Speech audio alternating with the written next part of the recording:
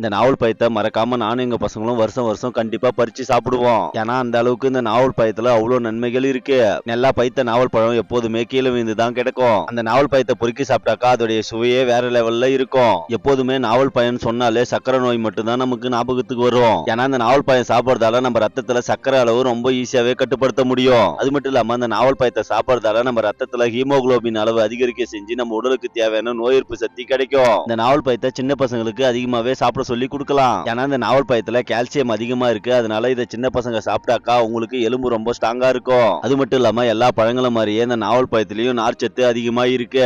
அதனால இந்த பழத்தை சாப்பிட்டாக்கா சின்ன பசங்கள்ல இருந்து பெரியவங்க வரைக்கும் மலச்சிக்கல் பிரச்சனையே இருக்காது. குறிப்பா இந்த நாவல் பழத்தை நம்ம சாப்பிட்டாக்கா வாயில இருந்து குடல் வரைக்கும் இருக்கிற எல்லா புண்ணியுமே சரி பண்ணிடலாம். இது மாதிரி எண்ணற்ற நன்மைகள் இந்த நாவல் பழத்தை சாப்பிடுறதால நம்ம உடலுக்கு கிடைக்குது. சரி, நாமளும் பறிச்ச நாவல் பழத்தை சாப்பிடலாமே சொல்லிட்டு கொஞ்சோண்டு மிளகாய் தூள் உப்பு போட்டு நல்லா குலுக்கி எடுத்துக்கினேன். அதுக்கப்புறம் நானும் எங்க பசங்களும் ரவுண்டு கட்டி உட்காந்து அந்த நாவல் பழத்தை எல்லாத்தையுமே சாப்பிட ஆரம்பிச்சிட்டோம். எங்க பசங்களும் எனக்கும் உனக்கும் சொல்லிட்டு அடிச்சு புடிச்சுக்கின்னு ஒவ்வொருத்தனும் சாப்பிட ஆரம்பிச்சுட்டானுவா அந்த நாவல் பழத்தை. நீங்க யாரெல்லாம் இது மாதிரி உங்க ஃப்ரெண்ட்ஸ் கூட போயிட்டு நாவல் பழத்தை பறிச்சு சாப்பிட்டுருக்கீங்கன்னு சொல்லிட்டு மறக்காம கமெண்ட் பாக்ஸ்ல கமெண்ட் பண்ணுங்க. நானும் பார்த்து தெரிஞ்சுக்கிறேன்.